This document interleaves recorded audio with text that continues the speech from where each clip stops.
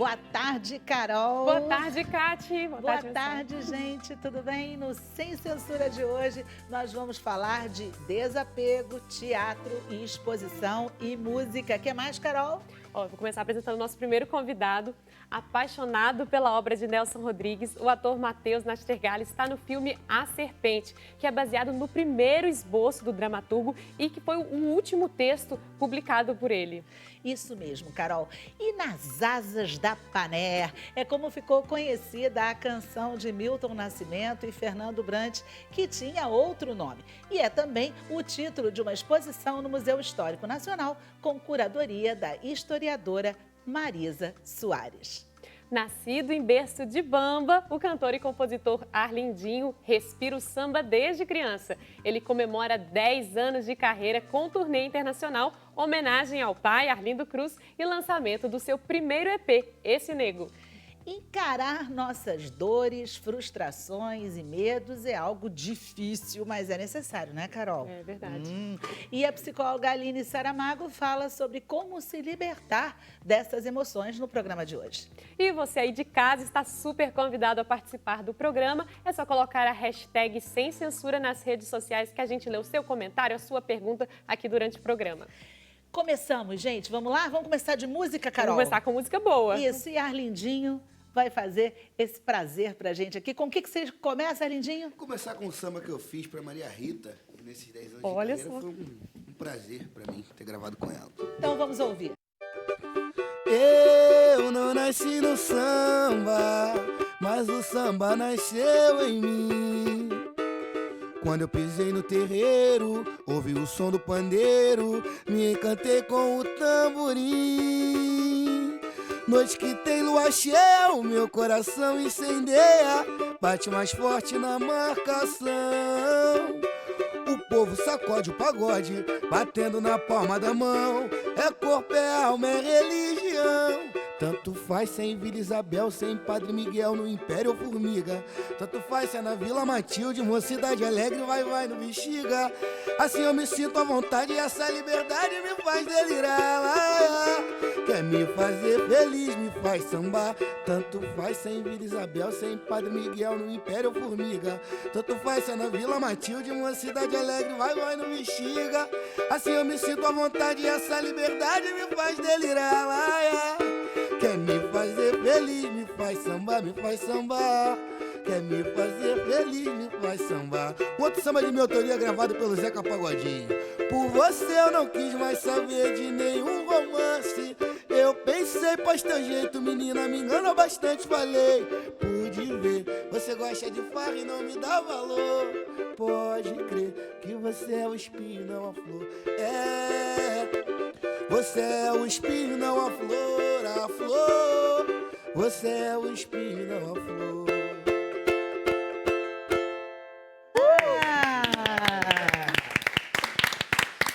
Gente, isso contagia, né? Eu tava quase chamando todo mundo aqui, vocês de casa, pra gente já Bater na palma com da aquela mão. palminha, Fazer né? uma Bate o roda. pezinho, né? Porque o samba, ele causa isso nas pessoas, né, O Arlindinho? samba tem o poder de curar, de rejuvenescer. O samba realmente é mágico. Quando você tá ali numa roda de samba, às vezes você chega triste, sai feliz, ou às vezes um problema que não tem nem como resolver, mas ali você pelo menos esquece.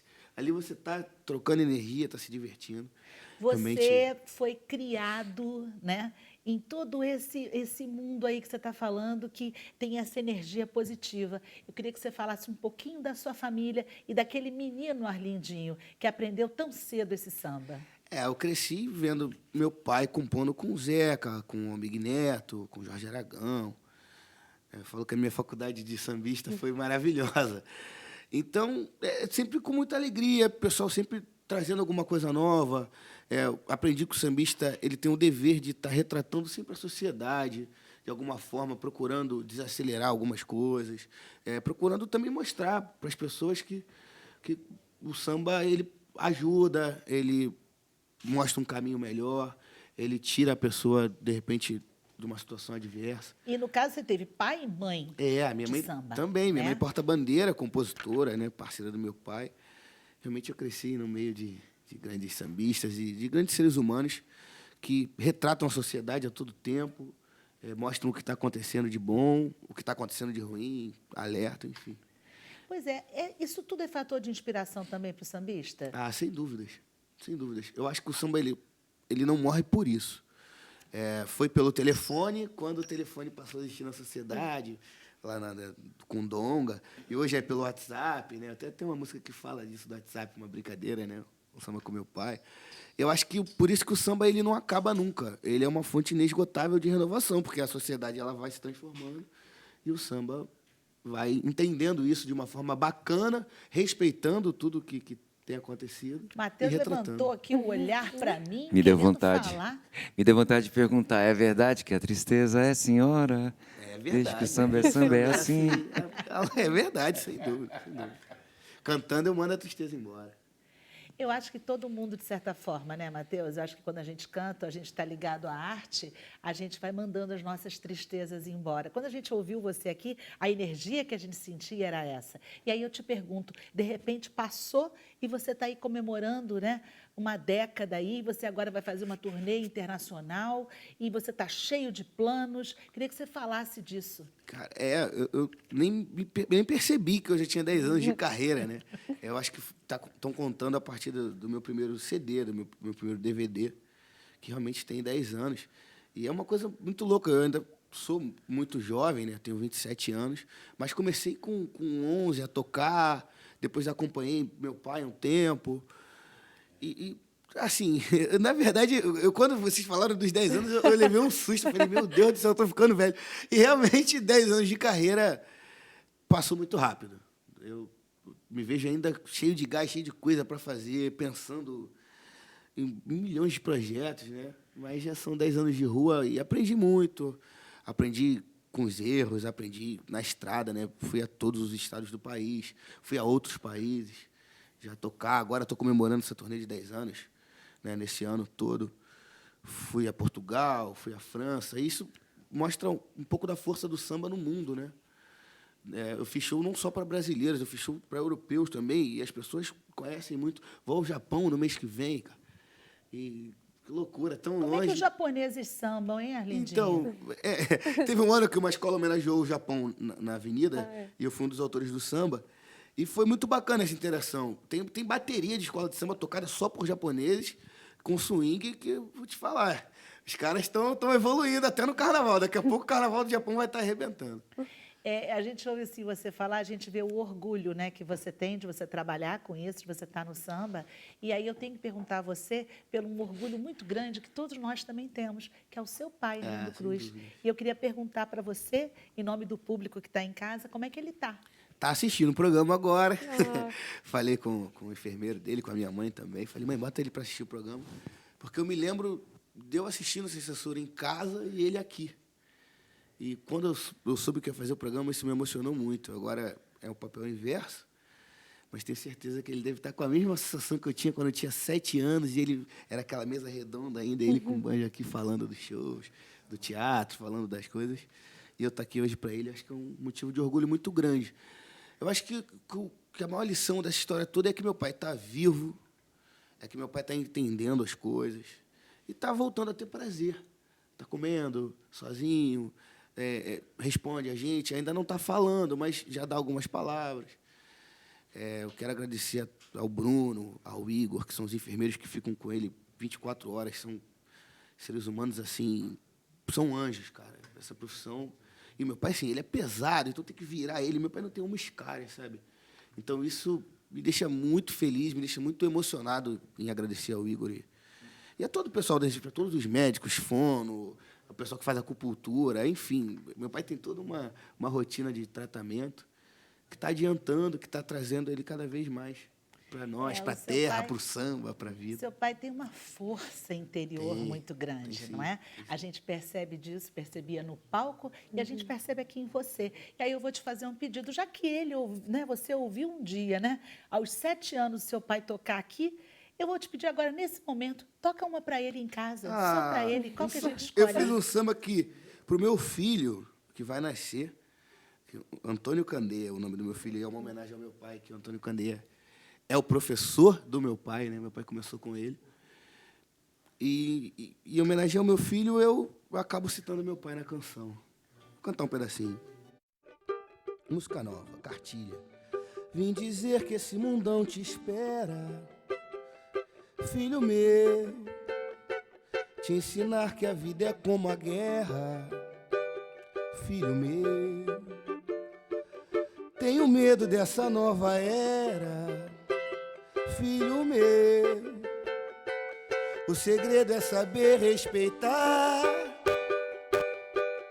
saber entrar, saber sair, aprender a somar, pra depois dividir, nunca subtrair a vida de ninguém, pois vale tanto quanto a sua. Mas você é o meu neném. A vida é um instante, é passageira.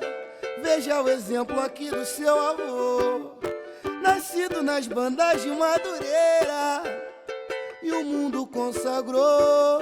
Mas você pode ser o que quiser, só siga a cartilha, respeite o nome, honre o sobrenome da nossa família. Gente, Que lindo. Olha, Bonito, né? que emocionante.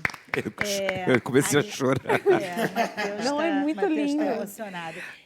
Arlindinho, é uma grande emoção mesmo para nós que estamos aqui. Eu acho que para o pessoal que está em casa e principalmente para o seu pai. E essa música, Arlindinho, ela serve para a sua família e para todas as nossas famílias. Porque o respeito, ele passa de pai para filho, mãe para filhos. E é isso que faz uma sociedade melhor e é isso que faz a gente mais feliz. A gente encerra agora esse bloco, o que vocês acham? E a gente volta daqui a pouquinho com mais emoção para vocês. Obrigada, Arlindinho. Eu que agradeço o carinho.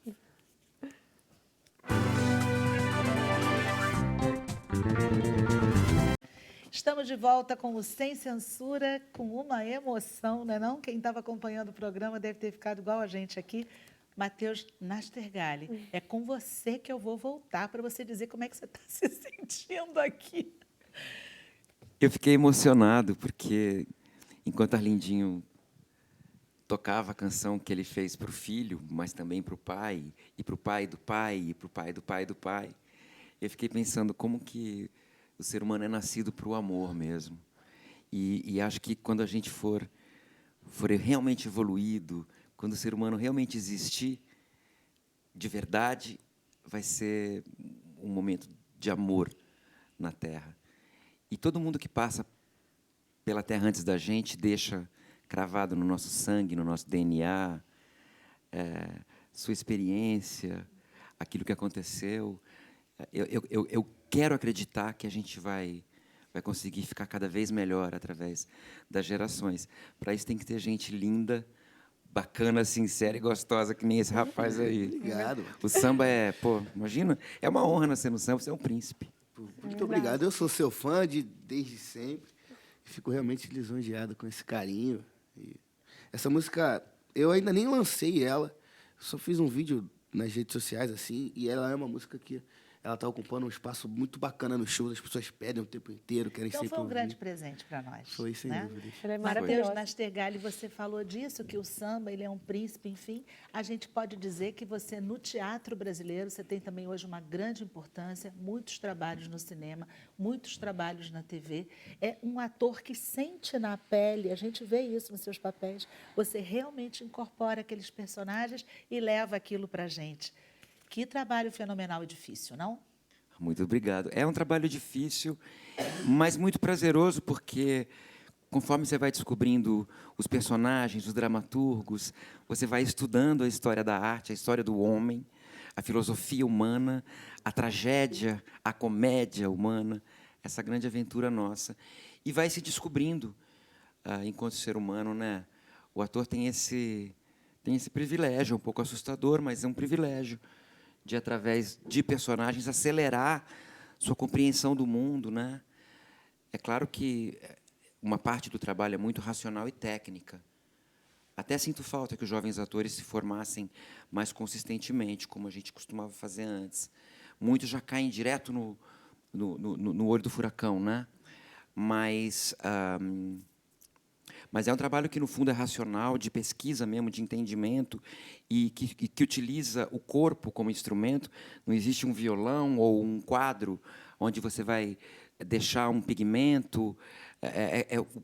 Toda a tinta é a lembrança, são as lembranças da tua vida, o conhecimento que você adquiriu, os presságios que você tem sobre o que o ser humano pode ser, os pânicos que você tem do que o ser humano ainda é, né? Tudo isso misturado é que você vai escolhendo, é aí que você vai escolhendo as tintas para cada personagem. Então, tem um lado muito racional, trabalhado quando você cria um personagem, até para além das características mais específicas, sotaque, sexualidade, classe social, tudo.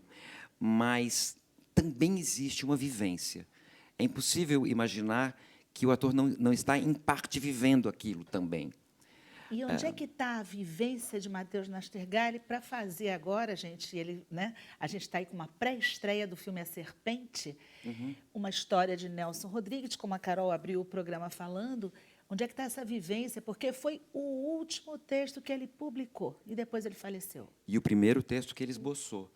Portanto, você pode imaginar que A Serpente é quase que o casulo da borboleta do Nelson Rodrigues, né? Ele colocou essa semente ali, nesses textos manuscritos, que ficaram guardados, enquanto ele realizou uma obra de dimensões shakespearianas. Eu acho que o Nelson Rodrigues é um dramaturgo do tamanho de Molière, de Shakespeare, vai dizendo, de Ariano Suassuna, é grande. O Nelson Rodrigues é grande.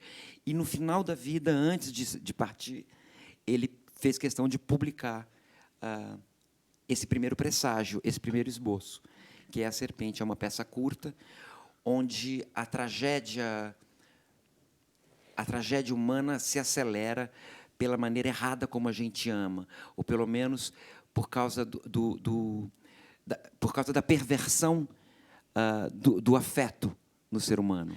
Para quem não conhece a história, Matheus, vamos só dar uma resumidinha, uma sinopse curta, porque depois eu vou mostrar um pouquinho do trailer do filme. Vou contar, porque as linhas para contar a história são breves.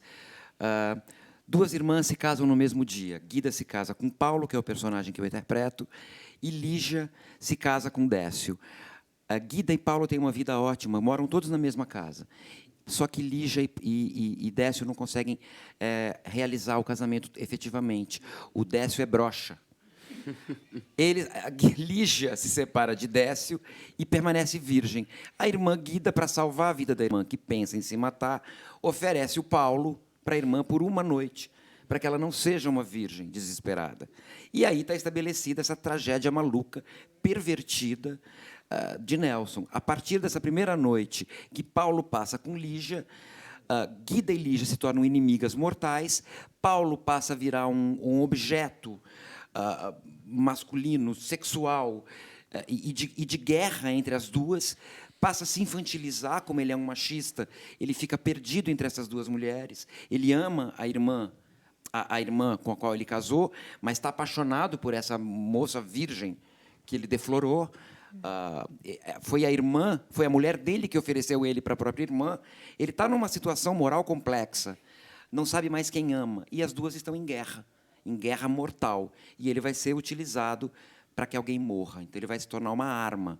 É muito interessante, é muito rápido, interessante, brutal, tragicômico em alguns momentos, e é isso, assim, é a perversão do afeto. O Nelson costumava dizer, eu acho o Nelson genial, Nelson é genial mesmo, que no homem, sexo é amor. O que ele quer dizer é que, para nós, a sexualidade é o afeto e as formas de afeto. É por isso que, hoje em dia, nas agendas mais libertárias, a gente fala que não interessa mais que tipo de sexualidade você tem, uma vez que o afeto no homem é criatividade pura. A gente não tem mais uma sexualidade feita para a reprodução. Nosso afeto é para exercitar as maneiras de amar, né? A sociedade humana não tem mais a necessidade da reprodução biológica, simplesmente, né? O amor é um exercício de enobrecimento da alma. Então, vamos ver um trailer, um pouquinho, gente, de tudo isso que ele falou para a gente. Vamos ver um pedacinho desse filme que vai estar na pré-estreia. O homem deseja sem amor. E a mulher deseja ser amada.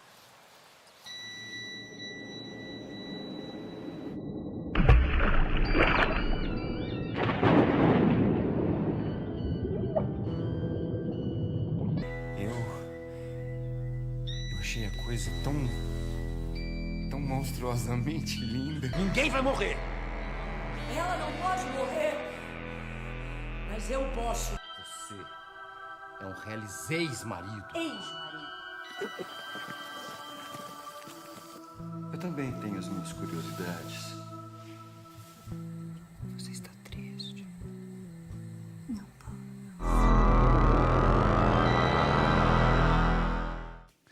Olha, o Jura Capela fez esse filme com um orçamento pequeno, mas com um coração enorme.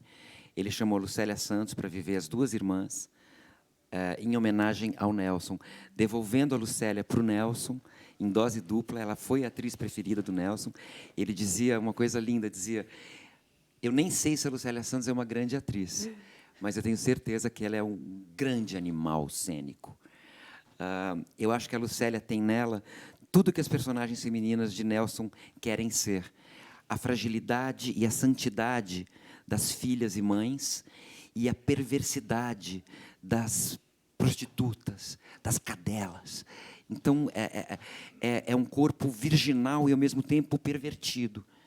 É uma pessoa para se ajoelhar diante dela e, ao mesmo tempo, para se devorá-la sexualmente.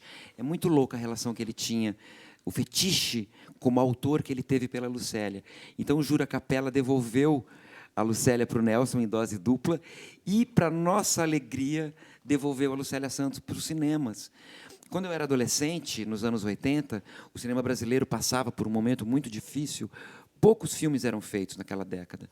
E quase todos os filmes eram protagonizados pela Lucélia Santos, que, para se livrar um pouco do estigma da mocinha pueril, virginal, santa da escravizaura, que foi como ela começou e foi a maneira como ela entrou para dentro dos nossos corações, ela, através do cinema, principalmente das protagonistas de adaptações de Nelson Rodrigues, ela virou a atriz que também encarnava a sexualidade de Nelson Rodrigues, brasileira, suburbana, de classe média. Filmes adultos proibidos para menores. Eu era menino, adolescente, então eu pedia para o meu pai me levar ao cinema para ver a Lucélia Santos. E por causa da Lucélia Santos, eu comecei a conhecer o cinema brasileiro. Portanto, eu posso dizer que eu sou ator muito por causa da Lucélia. E que ser o Paulo das irmãs Guida e Lígia, da versão de cinema com a Lucélia, é, para mim, mais que uma alegria. É uma honra. E não percam, se você não conheceu, não tem idade para ter conhecido a Lucélia na telona, nos anos 80, não perca. Realmente, como dizia o Nelson Rodrigues, uma atriz intensa, visceral, um animal cênico. Junto com o Matheus Nastergalli. Olha só. E é a primeira vez que vocês contracenam juntos, não é? Primeira vez. Eu fiquei tão feliz. Como a peça é muito concisa e a gente filmou na ordem, a gente foi se envolvendo com a história dos ensaios, obviamente, mas depois, na filmagem, também debatendo ponto a ponto o que ia acontecendo com aquelas pessoas. Como ela fazia as duas irmãs, ela estava muito ciente da trajetória toda. E eu fui percebendo que o Paulo, olha que interessante, talvez meu tipo físico tenha permitido isso. Se o Jura Capela tivesse chamado um ator talvez mais bonito ou de uma masculinidade mais óbvia para fazer o Paulo dessa versão da Serpente, a gente talvez não tivesse descoberto isso. O Paulo, que é o símbolo masculino, aos poucos vai virando um menino nas mãos da mulher. Matheus, pré-estreia hoje, é isso? Hoje, às 21 horas, onde? No Estação Net, isso, Rio, em Botafogo, Janeiro, Voluntários da Pátria. No dia 15, no Sesc, no Cine Sesc, lá em São Paulo. E dia 15 de agosto, né? E no dia 22 de agosto, no Cinema São Luís, em Recife. Isso é pré-estreia, porque vem a estreia depois. Aí Total. A gente vai ficando em cartaz nesses 3 lugares. Como o lançamento é artesanal, é um filme, como eu falei, de baixo orçamento, a gente depois vai provavelmente levando essas cópias pelo Brasil. E o que eu posso garantir a vocês é que sempre que eu puder, eu vou acompanhar o bebê no seu nascimento pelo Brasil afora, porque eu tenho orgulho de fazer esse filme. Amo o Nelson Rodrigues, amo o que ele fez pela cultura brasileira e amo profundamente a Lucélia Santos. E a gente ama, não é não, pessoal? A gente ouvir alguém falar com tanta paixão de um autor nacional, de uma atriz brasileira e principalmente do nosso próprio cinema. Isso é muito bom. Isso é uma espécie de apego que a gente tem, uma memória afetiva, não é não? E quantos apegos a gente tem? Vocês têm apegos? Então, vamos virar para cá. Vamos falar com a Aline Saramago, que veio para falar exatamente disso, dessas situações de afeto que a gente tem, que a gente, às vezes, tem tantas lembranças. Arlindinho falou isso com o pai. Agora, o Matheus falou isso da Lucélia, que tem no coração dele. E quantas outras coisas pequenas, às vezes, objetos, que nos dizem tanta coisa, não é não, Aline? Sim, inclusive, às vezes, esse apego a ideias, a objetos, pode ser, inclusive, um talento. E que, às vezes, as pessoas, por não conhecerem sobre isso, elas, às vezes, questionam. Nossa, você guarda tanta coisa. Nossa, mas você não joga isso fora. Às vezes, o marido quer jogar fora algumas coisas e a esposa vai lá, pega e bota no armário. Nossa, porque você tá talvez descrevendo um a minha dia... vida. É ótimo, a minha esposa está assistindo esse programa, está aqui, inclusive, porque eu guardo muita coisa e ela fica mandando... Deixa pra a mim, gente acumular. deixa eu guardar minhas coisas, Então, tá vendo? isso Não é uma pode ser característica um não. talento, pode ser um talento. Muito bom. Acaba que muitas vezes traz sofrimento, seja para a pessoa, seja para quem convive, porque justamente, caramba, às vezes a gente briga com uma pessoa, essa pessoa fica apegada àquela situação, novas brigas acontecem e volta de novo àquela situação do passado. Então, às vezes a gente se apega, seja a afetos, né, positivos ou negativos, enfim. Isso, então, você está querendo dizer, quer dizer, isso aqui eu abri agora falando de alguma coisa positiva, mas o que você quer dizer é que, às vezes, a gente vive relações, não é? Ou situações em que o apego acontece e você tem medo de desapegar e aí você vai ficando naquela situação. Sim. E aí aquilo pode ir te machucando aos poucos, é isso? O medo, ele é uma emoção incrível, é uma emoção autêntica. Assim, existem algumas emoções que são saudáveis da gente sentir, e o medo é uma delas, porque o medo nos protege. O problema é o excesso, né? O excesso do medo, a ansiedade, o pânico, o excesso de tristeza, né? A depressão. Enfim, quando há uma persistência e uma intensidade muito grande, aí há um problema, a gente pode analisar, né? Ver o que está acontecendo. Agora, realmente tem relações que chegam a ser, inclusive, perigosas, né? Dependendo de como se estabelece, porque, às vezes, a gente cria um círculo, uma relação, uma dinâmica nos relacionamentos que a gente não consegue sair, não sabe como lidar. E tudo isso pode ser conscientizado, pode ser trabalhado, ressignificado. Como, hein, Aline? Como é que você faz uma coisa dessa? Às vezes, pessoas que estão há anos juntas, ou às vezes pessoas que estão até há pouco tempo juntas, mas parece que há já uma necessidade da pessoa estar ali, não é nem mais, não sei, o Matheus falou tanto de amor, não é? Mas, às vezes, parece que a pessoa não está conseguindo fazer as coisas, ela precisa que a outra mande ou que a outra diga. É uma coisa meio estranha. Mas isso pode nem é acontecer. amor, né? É. O amor não seria exatamente isso. Esse não amor seria. bonito, né? Que a gente pode ter um dia, né? O amor é um sentimento muito livre. Eu amo você e eu quero estar com você, eu escolho, né? Tem essa autorresponsabilidade. E se a pessoa quiser, por acaso, ir embora, né? Ela está livre. O amor é um sentimento mais livre. Quando tem esse vínculo com uma dependência, às vezes uma dependência monetária, inclusive, né, financeira, isso implica numa relação já mais deteriorada, uma situação de dependência afetiva, dependência emocional, enfim, e que pode ser perigoso, né? Como é que a gente se livra, né, disso tudo? Porque o medo é inerente, a gente sente, né? A gente não consegue, às vezes, apertar um botãozinho e dizer, não, agora não sentirei medo, né? Isso, às vezes, é muito complicado. Como é que a gente faz? Então, a primeira coisa é a gente olhar para esse medo, a gente entender que medo que é esse, o que acontece, como é que o meu corpo reage ao medo, porque às vezes as pessoas elas acham que estão tendo um troço, estão tendo um ataque cardíaco, e não, realmente o coração ele acelera, a gente tem esse instinto de luta ou fuga, já, enfim, faz parte da nossa biologia, né? Isso dá ancestralidade justamente para nos proteger. Então, dependendo da situação, a gente precisa realmente... Imagina, uma mãe e um filho em relação, e o filho sente medo daquele pai, né, ou daquela mãe brigando. Não é uma situação de selva, o leão vai me pegar. É uma situação de um relacionamento amoroso que eles podem estar ali para se somar e para compartilhar, e que, naquele momento, o pai ou a mãe se exaltou. E seria interessante, seria muito importante, assim, eu sempre reforço a importância das pessoas aprenderem essa questão do equilíbrio emocional, respirar mais, né? As pessoas não têm esse contato com a própria respiração, com os sentidos. Posso falar uma coisa interessante? Só um minuto. Quando a gente começa a estudar para teatro, o Antunes Filho que me ensinou isso. Quando a gente é tomado ou por uma ansiedade muito grande ou um medo muito grande, e estar em cena é assustador, né? Sem dúvida.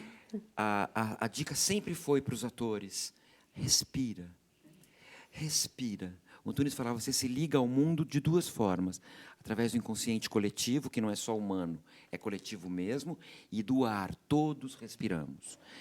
Então, quando você respira, eu acho que você entra na dança do todo, né? Olha só, não é só para atores, serve para um momento amoroso, por exemplo, uma briga, né? Respire, né? Vai votar antes de apertar o botão, respire. Sim.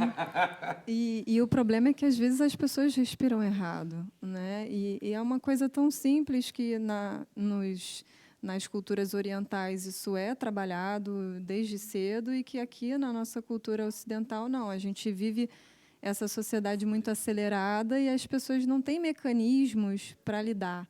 Então, os consultórios estão cheios, né? Os cursos de psicologia estão cada vez chamando mais a atenção dos jovens, que realmente as pessoas não estão sabendo lidar, né? Os pais não estão sabendo muitas vezes lidar, as crianças, os jovens não estão sabendo. E realmente há um aprendizado com relação às próprias emoções e às maneiras de enfrentamento, dependendo da situação, né? Como lidar, por exemplo, nesse caso que eu dei de exemplo, com um pai que está exaltado. Enfim, é importante entender o que tem por trás. Normalmente é uma intenção positiva, então aí a gente fala de uma ressignificação. Pô, seu pai estava gritando com você para você fazer o dever, e por que ele estava gritando para você fazer o dever? É porque ele quer que eu seja inteligente, quer que eu seja alguém na vida. Então ele estava gritando porque ele se importa com você? Sim. Enfim, aí um belo dia esse filho poderia chegar para o pai e falar: papai, você pode não gritar comigo quando você quiser que eu faça o meu dever? Você pode dizer com carinho que eu sei que você se preocupa comigo e que você quer para o meu bem. Só que, ao invés disso, né, isso se chama habilidade social, você saber lidar com as pessoas, lidar com essas situações, dizer certas coisas, perguntar, pedir por favor, dar um feedback. Enfim, são coisas que as pessoas não conhecem, tanto sobre emoções e equilíbrio emocional, né, e habilidades sociais, como lidar com essas situações sociais. Você sabe, Aline, que você está falando isso, Matheus também falou e tudo, e, às vezes, Aline, a gente não consegue chegar pertinho da pessoa para dizer para ela, porque a gente tem tanto medo dela, né? Nem tem as palavras, né, para falar dessa maneira tão exatamente, ela clara. nos inibe, né? Aquilo foi uma coisa crescente. E aí você, até fazer isso que você está dizendo, é tanta coisa. E, às vezes, isso vem da gente lá pequenininho, né, pessoal? Porque a gente teve medo um dia quando era criança e aquilo foi crescendo, e depois fica tão difícil, e fica difícil para tudo, né, Aline? Com o seu parceiro, às vezes, com os seus filhos, no seu trabalho com o seu chefe, né? Complicado isso. Mas é possível, realmente, a gente sair um pouco, às vezes se distanciar da situação, buscar realmente uma pessoa que veja de outras formas e que apresente essa nova perspectiva, né? Existem várias teorias e várias práticas dentro da psicologia, né? Existem profissionais que compartilham isso com os pacientes. Eu gosto de fazer isso, de ensinar eles uma pequena parte da teoria para que eles compreendam, dão exemplos. Tem outros profissionais que já ficam mais resguardados e não compartilham muito, não questionam muito, não trocam muito. Então, vai muito do paciente, né? Eu não gosto nem de falar de paciente, eu falo de cliente, porque eu acho que é ativo no processo, né? Ele perceber, ele saber também disso, que existem várias formas de se trabalhar. Porque, às vezes, a gente vai no psicólogo e não gosta, mas tem outras formas de trabalhar, né? Lívia Saramago, eu acho que tem mesmo. Eu acho que tem o teatro, tem o cinema, tem a ida ao museu, tem a arte, tem a música, não é isso? Com certeza. E tem também assistir ao Sem Censura de tarde, para a gente poder conhecer tudo isso, refletir e pensar. A gente vai para o intervalo e volta já.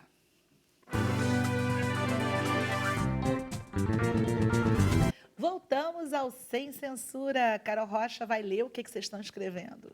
Vamos ver aqui, olha, tem mensagens para o Arlindinho, para o Opa, Matheus. Cuidado. Olha aí, primeiro é para vocês. Cuidado.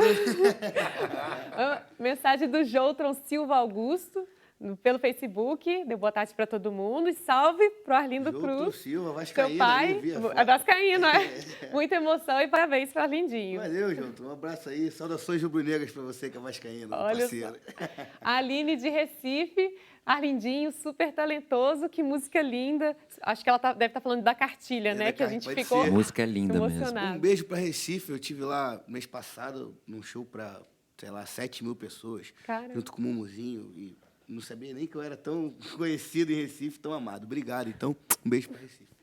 A Sandra Regina de Irajá, aqui do Rio, deu boa tarde para todo mundo também, e disse que o talento de Matheus Nastergalli é algo impressionante, ó, em letras maiúsculas. Nos emociona, nos comove, nos embriaga. Sou apaixonada por ele. Nós, brasileiros, temos esse ator maravilhoso. Parabéns, Brasil. Eu me sinto também orgulhosa. É como se fosse patrimônio. Você fala, Eu fiquei até Matheus nervoso é quando soube que brasileiro. era ele aqui, cara. Eu fiquei nervoso. Ah, gente. Mandando um beijo para você. Um beijo, Sandra. Sandra Regina. É isso. Depois da internet a gente continua, gente. Isso, Carol. Muito bom, né, gente? A gente está falando, a Carol brincou com o nome do Matheus como patrimônio. A gente tem muitos patrimônios. Às vezes o patrimônio está na casa da gente, não é não? É uma coleção que você tem ali que você não desapega, não é, Aline? Que você não consegue, ou foi de algum parente seu e que você não sabe bem o que fazer, mas você queria que aquilo tudo fosse conhecido. Pois, pessoal, foi exatamente isso, não é? Que a curadora Marisa fez no Museu Histórico Nacional com a exposição da Paner. Pois é, foi uma experiência muito interessante e estou até assim me sentindo comovida aqui também, porque essa coleção fala de sentimento, né? Eu estou falando de sentimento do lado de um ator, um compositor, né? São especialistas em falar de sentimento e de emoções, né? E viver isso, né? No corpo, como o Matheus estava falando. E para mim foi uma experiência existencial mesmo fazer essa coleção, né? Eu fui contratada, né, para ser curadora da coleção Paner do Brasil e fui trabalhar como uma outra, né, convite qualquer, né? E, realmente, ao longo do tempo, eu acabei me envolvendo, né, com o projeto de uma forma muito pessoal, né? Para contar um pouquinho a história, a Paner do Brasil era uma companhia aérea, uma das mais importantes companhias aéreas do Brasil, na época, na década de 60, e, inclusive, com voos internacionais, era uma companhia que voava muito pela Europa, era muito conhecida e reconhecida como uma companhia de luxo, né? Grande alta qualidade. E essa companhia foi fechada em 1965, em condições muito complicadas, né, do ponto de vista do empresarial mesmo e político também, né? Ela foi falida, né? Ela não pediu falência, ela foi falida, né? E anos depois, então, ficou comprovado que, na verdade, essa falência não era uma falência, né? Que a companhia tinha patrimônio, poderia ter arcado com todos os custos de tudo que diziam que não podia, né? Mas a verdade é que, apesar da suspensão da falência, nunca mais a Paner voltou a voar, porque mudou totalmente a conjuntura. Hoje em dia é impossível uma companhia que parou de voar em 1960, né, 20 anos depois, voltar a voar, né, em 80, quando essa perspectiva se apresentou. Mas a Panair continua existindo. Enquanto empresa, a Panair continua existindo. E aconteceu uma coisa muito interessante, que foi em 65, quando a Panair fechou. A Panair a sede da Panair era no Rio de Janeiro, e a Panair tinha em torno de 5.000 funcionários, quase todos eles lotados no Rio de Janeiro. Alguns em Vitória, Belém, Portugal, e tal, mas a maior parte no Rio de Janeiro. Então, eram pelo menos 4.000 famílias que se viram desempregadas de uma hora para o outro. Acho que na década de 60 era muito comum o homem trabalhar, né? E isso foi um impacto enorme na empresa e foi um impacto enorme na própria cidade. Então, quem é adulto, né, quem era adulto nesse período, né, raramente não teve um amigo, um parente, um vizinho, alguém que esteve, de alguma forma, envolvido na falência da Panair. E esses 5.000 desempregados começaram a se organizar para fazer frente a essa situação de demissão de uma hora para outra, porque a notícia veio pelo rádio, pela televisão, assim, fechou a Panair do Brasil. E o piloto que estava em Portugal, ele ficou em Portugal. Gente. Ele teve que voltar para o Brasil de carona, porque os aviões não voaram mais. Então, se ele estava... as pessoas ficaram espalhadas pelo mundo e tiveram que voltar de favor em voos. Que história uma coisa absurda, louca. uma história louca, completamente. E, Marisa, isso nunca ficou totalmente explicado, dos motivos? Não, tem toda uma explicação, mas vai ser muito longo para eu dar todas as explicações aqui. Inclusive, mas, enfim, eu tinha visto que até a canetada final foi há pouco tempo, não exatamente. foi? Existe, inclusive, um livro muito bom que conta toda essa história em detalhes, que foi escrito pelo jornalista Daniel Sasaki, que chama Pouso Forçado. Então, é editado pela Record. É um livro excelente, que conta todos os detalhes, que foi, inclusive, o que eu usei, foi a base, né, para eu, então, montar essa exposição. Mas o que eu achei mais interessante dessa história toda, quer dizer, acho que a Panair é um caso de estudo de história empresarial, né? Isso não tem a menor dúvida. Mas o que mais me impressionou, né, foi que, quando eu fui convidada para fazer essa coleção foi uma ideia dos antigos funcionários. Quando em 65, a Panair fechou, eles tiveram que se reunir, né, e montar uma espécie de uma associação de ajuda mútua, que eles chamaram de Família Panair. Então, em 1966, eles criaram formalmente a Família Panair, que eram os ex-funcionários demitidos. Essa Família Panair existe até hoje.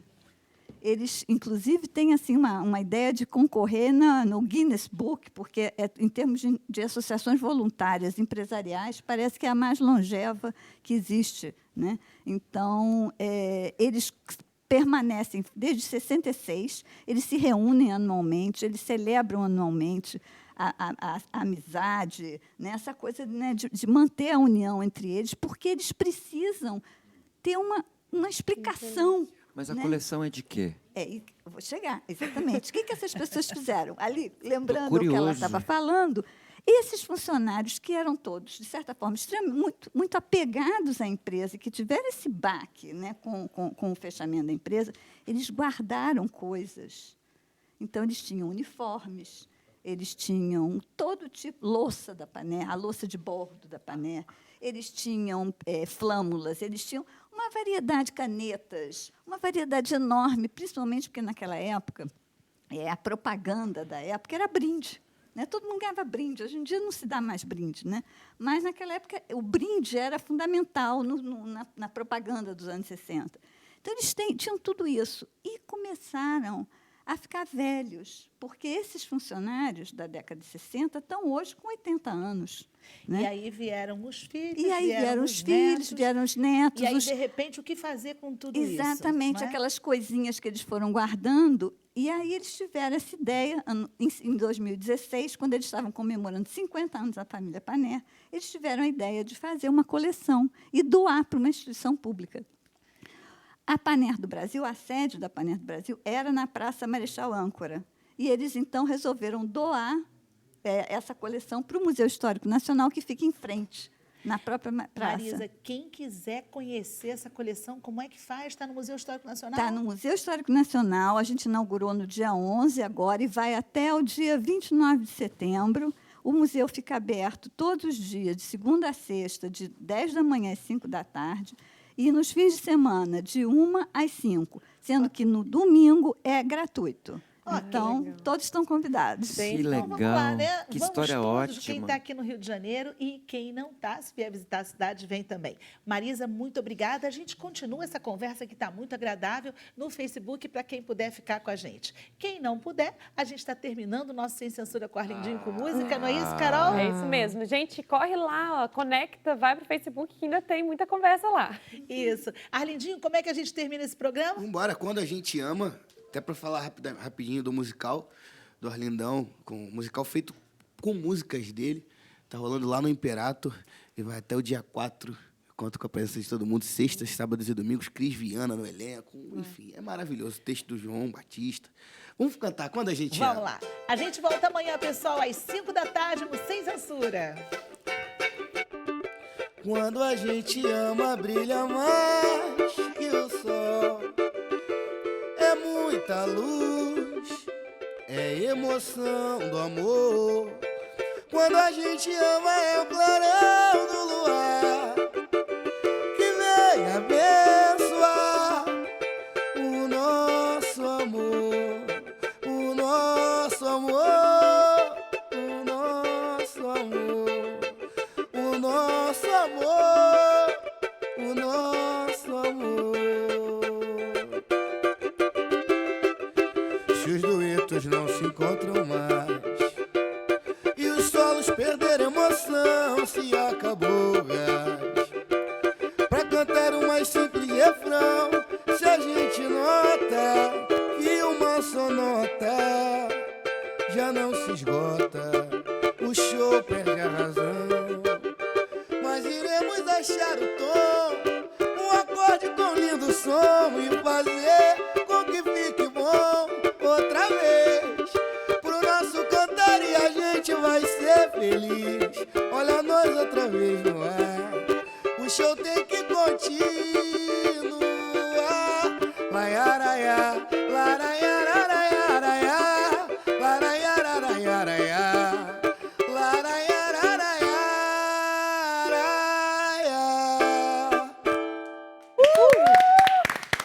Olha, a Aline estava querendo cantar aqui, né? Estava com o microfone aqui. Dar uma sambadinha, encosta. tá puxando uma passista. O refrão é muito lindo. É muito lindo. É patrimônio também nacional essa música, não é? Sem Não é uma, dúvidas. você se sente pertencido, assim. Já tem 27 anos de música e toda hora alguém regrava. Agora mesmo o Thiaguinho, o Sorriso Maroto, são bandas de um samba mais novo, acabaram de gravar. Eu lembro então da versão deles. quase todo ano algum artista vem e grava essa música.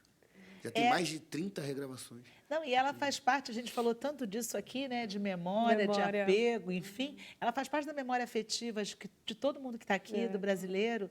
E é tão bom quando a gente ouve. É uma música que eleva a gente, né, Matheus? É. Não, o Brasil tem uma riqueza, fora a riqueza natural do território, a riqueza, vamos dizer, cromossômica e cultural, já que somos muitos povos A herança reunidos. divina, né? O que Deus deu para o Brasil. Incrível. Tem essa coisa incrível da arte no Brasil, principalmente a música, ser quase um milagre, porque é um negócio Com investimento, de uma beleza, é uma coisa... investimento nenhum. É uma eu coisa vejo muito impressionante, o samba brasileiro. Cada artista que consegue chegar assim, eu comparo a um atleta olímpico que consegue ganhar uma medalha, porque é muito difícil. Viver de arte, né? Mas é irrefreável. A manifestação artística no Brasil é irrefreável. E é uma qualidade musical superior a qualquer lugar do mundo. Eu ouso dizer isso, sabia? Eu acho a música do mundo inteiro, porém... Mas os grandes momentos musicais brasileiros são top de linha total. Eu defendo a tese que se dinheiro resolvesse alguma coisa na música, a música árabe estava tomando conta do mundo. Né? Exatamente. Eu defendo essa tese, é a tese que eu criei. Se dinheiro resolvesse, na Arábia seria a música que o mundo inteiro iria reproduzir. Né? Além disso, como é que é quando você chega lá fora e você percebe que é um público que não está habituado com o samba e você toca pela primeira vez Tem pessoas que ficam fascinadas, assim. Eu tenho alguns seguidores árabes mesmo. Eu fui tocar num evento do Neymar. Daí tinha um pessoal lá do clube que ele se transferiu, né, pro PSG. Ele ainda não tinha se transferido, mas os caras já estavam meio que atrás dele. Irmão, aí os caras ficaram loucos. Vira e mexe, eu faço uma postagem, não entendo nada que eles escrevem, mas tem umas escritas lá em árabe. Porque os caras passavam a mão em mim, assim, passavam a mão na minha garganta. Teve um cara que me ofereceu dinheiro. Eu falei, caraca, que loucura. Porque se encantaram com o samba. Aí falavam, carnaval. Eu falei, tentando conversar com eles, né? Que eles também não falavam nem inglês. Mas o cara ficou fascinado, irmão. Quando eu vi o som do repique, o som do banjo, né, que é um instrumento que tem aquele som maior, se encantou. Ali nisso que eles estão falando, agora me veio assim à mente, a música, a arte, o cinema, enfim, isso que a gente está falando, isso auxilia também as pessoas a se libertarem desses medos nossos de cada dia? Com certeza, a música, as artes, existe arte-terapia, musicoterapia, enfim, dentre outras práticas humanas, né, como às vezes ir para a igreja para algumas pessoas, sair com os amigos, é terapêutico.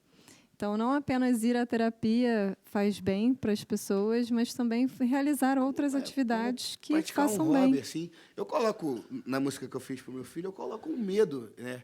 Eu coloco isso bem explícito na letra, eu falo, tô com medo dessa nova era. Porque você vê tanta coisa louca acontecendo, aí eu vou ser pai, pô, menino. Aí você já começa a ter um monte de medos dessa sociedade, de tudo que tem acontecido. E aí, através da música, pelo menos eu consigo colocar isso para fora, e aí outras pessoas acabam também se identificando com vários medos que a gente tem. E eu sempre uso a música como uma terapia para mim. E a gente falou tanto da panera aqui. Faço uma música falando de dor. A gente falou tanto da panera, e tanta gente tem medo de avião, não é isso, Marisa? Né? O medo de viajar de avião, que não entra no avião. Tem gente que nem viaja, não vai determinados ciclos, né? Por que não? Porque tem medo de avião. É uma coisa que tem que ser tratada. Mas né? pode dar em casamento. Foi por medo de avião que eu peguei pela primeira vez na sua mão. Isso dá samba. Medo de Gente, avião. olha só, o pessoal em casa continua escrevendo para nós, vamos não dar é? uma olhada. E aí a Carol vai agora ler o que eles estão dizendo aqui no programa. Vamos ver, ó, a Isabel. Cuidado com essas perguntas. Cuidado. O Arlindinho tá casado, hein? muito temeroso aí. A Isabel Carvalho, do Facebook, dá um olá para todo mundo. E parabenizo o Matheus pela sua carreira maravilhosa, para o Arlindinho. Meus parabéns para vocês e toda a sua família nesse apoio incondicional na recuperação do nosso querido Arlindo Cruz. O apoio e o amor da família são os melhores remédios nesse momento. Beijos a todos. É verdade, acho que todo mundo se sente agradecido, assim, por saber que ele está sendo acolhido. Foi um né? alívio gostoso, assim, para todos nós. Saber que ele está vivo, que ele está aqui. Aquele vídeo quando ele está Comendo, que viralizou Aquele o vídeo viralizou. dele na recuperação, né? Acho que todo mundo sentiu um pouco aquele... O que um feijão não faz, né? Falei, pai, é feijão. Ele foi segurar a colher. Minha mãe ficou, falei, tá vendo? Avisa que é cadê feijão. a carne? Cadê a Avisa carne? que é feijão que ele vai. Foi o feijão com angu. Legal. O Vitor Campos, também pelo Facebook. Parabéns, esse cara honra a família brasileira e agora está carregando o nome do pai com muita propriedade. Deus abençoe, jovem abençoado. Obrigado. Não me coloca essa responsa toda, não. Deixa eu devagarinho. O pessoal aqui. Gabriel Menezes. Arlindinho, tem alguma frase ou conselho que seu pai sempre te falou e que marca demais para você? Não importa o que aconteça, a nossa vida é um grande show e todo show tem que continuar. Nossa, que lindo. Legal. Que lindo. O Paulo Borges para o Matheus, boa tarde. Matheus Nastergalli, monstro sagrado, um dos grandes atores do Brasil. O cara é fera, você sim é um grande animal cênico. Ou melhor, você também é um grande animal Você também é. Não, esse encontro, Lucélia Santos, é assim, eu acho que mesmo quem não souber da história tem que ver isso. Tem uma visceralidade bonita e eu acho que é uma escolha de elenco interessante, assim.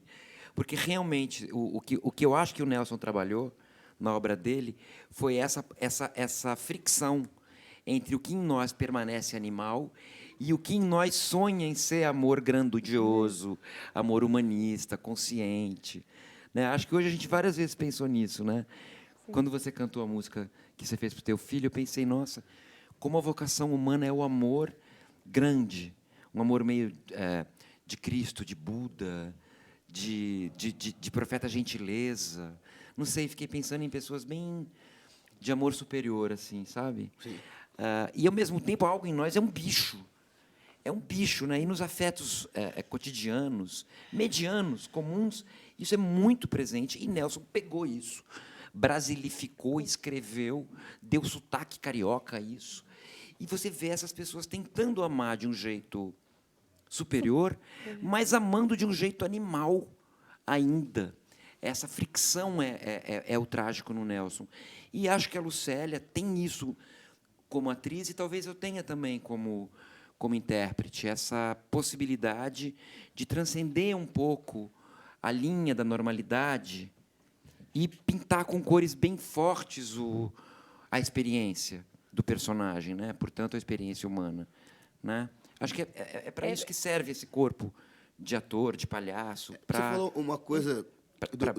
Para nos acusar, no bom e no pior sentido. E tem mais uma, não tem, Carol? Tem uma, mas pode falar, Arlindinho. Você me falou, rápido, uma coisa do preparo dos atores de hoje em dia, eu sinto um pouco disso no samba também. Eu acho que a sociedade tá meio macarrão instantâneo, sabe? Não tá tudo um pouco assim. 3 minutos. Mas olha, eu sinto o artista... Eu sinto falta de um sambista mais tradicional, que saiba versar, que saiba cantar um partido alto, um samba dolente, compor, que consiga atuar em todas as áreas. Muitas vezes ele vira artista, ele vai na academia, malha, fica bonito, bota uma roupa bonita, mas às vezes esquece até de ter um instrumento bacana, esquece do princípio básico, ele é músico. Às vezes um show está vazio, ele não tem a mesma entrega de um show lotado. E eu sinto falta justamente do preparo do sambista. E você falou isso do ator. Eu sinto falta da formação das pessoas. Eu acho que é da sociedade, de uma forma geral. É claro que algumas profissões nunca vão escapar disso. Um cirurgião, ele vai ter que se formar concretamente antes de abrir um ser humano e salvá-lo, né? Espera-se, então, que um professor saiba exatamente a matéria que ele vai ministrar, que um psicólogo entenda os meandros da mente, das pulsões, das pulsões animais, dos traumas que a racionalidade traz, tudo isso. Eu adorei quando você falou, o medo é muito importante. O medo não é negativo necessariamente. Sem medo, é duro, você tem que ter um pouco de medo, senão você morre. É verdade. E a gente tende a ver tudo dicotômico, medo ruim, mas alegria essa fricção bom. é sempre muito louca. Como que convive o medo animal, que é saudável, com o medo já transformado na neurose humana, na mente humana, no presságio, no trauma? Eu sinto um pouco falta nos jovens atores. Claro que não são todos. Em São Paulo, por exemplo, acredito que no Brasil, fora do Rio de Janeiro, isso seja mais frequente. Como não existe a televisão com acesso tão fácil, as pessoas acabam tendo que se formar para ser atores de teatro. E o teatro precisa que minimamente você esteja preparado. Ele vai precisar de fôlego, de colocação da voz, ele vai precisar de uma dicção bonita, de uma sinceridade cênica, tudo isso. Agora, quando essas outras mídias todas foram ficando muito fortes, né, a TV, a celebridade da internet instantânea e tudo, a necessidade de formação parece que é um pouco menor. E como tudo vai muito rápido, as informações vão muito rápidas, tudo é muito rápido agora, não se tem a calma, a ansiedade não deixa que a gente passe pela formação. Você vê, esse rapaz, esse príncipe, nasceu numa casa de samba. Então, isso é uma formação diária, cotidiana, o ouvido vai sendo formado, ele vai estudar um instrumento. E eu acho que é voltar no princípio básico mesmo, você lembrar que você é um ator, que você pode estar para uma plateia absurda ou pode não ter ninguém, mas que a arte fale na frente de tudo, né? Acima do dinheiro, acima de se tornar uma celebridade, acima de qualquer coisa. E o público está sentindo isso. A ansiedade, a internet está deixando a gente muito ansioso. Eu lembro quando eles vieram com essa onda toda, eu sou analógico, eu tenho 50 anos. Quando eles vieram com essa coisa toda, era para nos poupar tempo. Eu lembro muito disso. Você não vai precisar mais ter tanto tempo, nem discar mais o telefone, aquele tempo que levava, você vai ter que levar. Eu lembro da revolução que era. Né? Você lembra também? Ao invés de fazer esperar voltar, que enquanto você ligava para a pessoa, você pensava nela, você pensava que você ia... Não é o elogio, não. Eu não estou achando que isso é melhor do que o teclado. As mas pessoas sabiam o telefone de cor. Mudou muito. Cabeça, e você fazia aquilo. Tá. Depois ficou mais rápido. Tum, tum, tum, tum. Depois ficou muito rápido. E por Até que vídeo. chega você o ligar ponto em que pra você alguém não hoje em fala dia, no telefone. O que fala no telefone é um saco. Você não vai conversar. E você Você liga vai dizer, e declaração aí, de tudo amor. bem, vó? Tudo. E você? Tô bom. Beijo. Acabou. Não tem aquele coisa, vó. Virou declaração de amor. Se você ligar pra mulher hoje, ela se apaixona. Poxa, sabe que eu morei... Ligou é declaração de amor. Diga Pode aí, ter o que certeza você quer disso. falar? Na minha Ih, agora juventude, eu tem morei na muita Europa, eu coisa. escrevia cartas para minha avó. Oi, gente. Levava 15 dias para ela me responder. Olha que conversa. Eu escrevia uma carta enorme, contava tudo o que estava acontecendo. 15 dias depois, minha avó me devolvia com uma carta de páginas também, contando tudo o que estava acontecendo no Brasil, com ela e com as pessoas que a gente amava. Um dos conhecimentos da psicologia são as constelações familiares. E as relações materna e paterna, que muitas vezes as pessoas se afastam ao longo da vida, né? Quando na fase adulta, ou enfim, quando começa a morar sozinho, muitas vezes as pessoas deixam de falar por telefone, falam só por mensagem, encontram em ocasiões especiais. Volta e meia, alguns pacientes estão, clientes, estão numa situação de pânico, de muita ansiedade ou de depressão, e eu falo, se aproxima, né, desse pai, liga mais, fala um pouco mais, porque é importante para as pessoas se sentirem amadas. Isso tem muito a questão da depressão, o pânico, o acolhimento desde pequeno, e a gente ir se afastando desse nosso porto seguro ao longo da vida, isso é realmente complicado, principalmente quando a gente carrega mágoas, enfim, tudo isso pode ser ressignificado, pode ser trabalhado.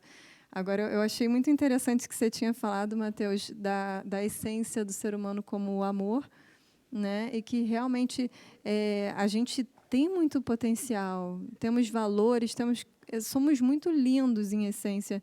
O problema é que a gente, às vezes, se afasta disso, justamente nessa correria, nesse afastamento dos outros, e a gente se sente realmente perdido nesse mundo todo de transformações, e é importante a gente resgatar essa essência. Eu acho que o capitalismo vai levar a gente até um limite horrível. E eu acho que é por isso que são necessárias tiver o exposições. Por exemplo, isso que a Marisa Soares fez de curadoria. A hora de voltar, de saber voltar, a gente vai se perder. É isso que a Marisa fez de curadoria, eu acho tão importante, porque é um resgate do passado para as novas gerações, né, Marisa? E ali ficam aqueles objetos também, ou seja, isso que a Aline tanto falou aqui, quer dizer, é algo que foi sagrado para alguém, e dá para perceber isso. A gente está no finalzinho do programa e eu só queria te perguntar, porque o Matheus também perguntou isso para você, tem alguma curiosidade de afeto em algo que alguém guardou com muito carinho e está hoje nessa exposição, Marisa? Olha, eu acho que praticamente tudo que nós temos é resultado de um longo processo de apego e desapego, para usar ali a expressão dela, porque são objetos que foram guardados durante mais de 50 anos, porque essa empresa fechou em 65, essas pessoas guardaram até 2016, quando eles fizeram a doação, que a gente organizou a coleção. Então, é uma vida, entendeu? As pessoas guardando esses objetos, né? Então, quando a gente ia recolher os objetos, por exemplo, geralmente a pessoa guardava aquilo dentro de uma caixinha, aí chegava para lá com a gente, para cá com a caixinha, mostrava, olha, eu tenho isso. Aí uma parte, aí ela deu uma coisa, mas a outra ela disse, não, isso eu não vou dar, isso eu não posso, que é um retrato, é uma coisa que o apego era tão grande que ela não conseguia dar. Algumas pessoas, por exemplo, nos emprestaram algumas coisas para botar na exposição, mas falaram, mas depois eu quero de volta, porque é a única lembrança que eu tenho. Então, e isso foi uma coisa assim, que eu quis fazer, né? Eu podia ter contado a história da empresa, né? Mas eu acho que o que tinha de mais interessante para ser contado era justamente a história desses afetos, né? Quem for visitar a exposição vai ver que é uma exposição extremamente afetiva, né? Eu falo muito mais de sentimento das pessoas do que da empresa propriamente, né? E eu pensei muito assim, que essas pessoas hoje têm 80 anos, a vida está tão difícil, né? E eles já tiveram tantos baques na vida, eu quero dar para eles um momento de alegria, de fruição, de felicidade. E eu acho que a exposição deu certo, resultou, eles estão felizes. Eu fiquei curioso, vou lá ver. Com certeza. Eu também vou ter o maior prazer em receber você lá, todo mundo. Gente, olha só, acabou. Tanta coisa a mais, né? Tanta coisa pra gente falar. Passou rápido mesmo. Passou rápido, é. Eu queria agradecer a todos vocês, Arlindinho, que foi realmente primoroso. Acho que o Matheus encontrou, né? Enfim, a melhor coisa que eu ia dizer de você foi um príncipe aqui hoje no nosso programa. Que honra, Muito obrigada. que E foi muito bom pra gente do Sem Censura também saber a memória afetiva que causou em você estar hoje no programa. Um programa que você um dia teve em criança vendo o seu pai, que hoje o seu pai te assistiu. Marisa Soares, parabéns pelo seu trabalho. Historiadores são absolutamente importantes. São eles que resgatam a nossa história e fazem com que as novas gerações conheçam o seu passado, não é? Matheus Nastergalli, Obrigada. você é realmente um animal cênico. Eu acho que a sua presença aqui não só engrandeceu aqui, né, com a gente, mas também o pessoal que estava em casa. Foi inesquecível estar aqui ao seu lado hoje nesse programa. O Sem Censura é um programa afetivo do nosso afeto. Sem dúvida. Ele faz parte de um berço do imaginário do brasileiro com relação à televisão. Ele é um programa pelo qual a gente tem afeto. Viu? Ai, gente, bom ouvir isso, né? E aí a gente agradece também a Aline, que teve uma participação muito importante para falar de coisas que são tão difíceis e que com a sua delicadeza e elegância você tornou até mais fácil, né? A gente Obrigada. sai daqui melhor. Carol Rocha, obrigada. Obrigada a você, Mais Cátia, uma e todo tarde. mundo aqui. A Isso. gente aprende, né? Pessoal. Conversa, aprende muito. Isso. A gente encerra aqui no Facebook e a gente volta amanhã às 5 da tarde na televisão, agradecendo a todos vocês também que ficaram até agora com a gente e a equipe do Sem Censura, que faz cada dia esse programa se tornar melhor para vocês. Tchau.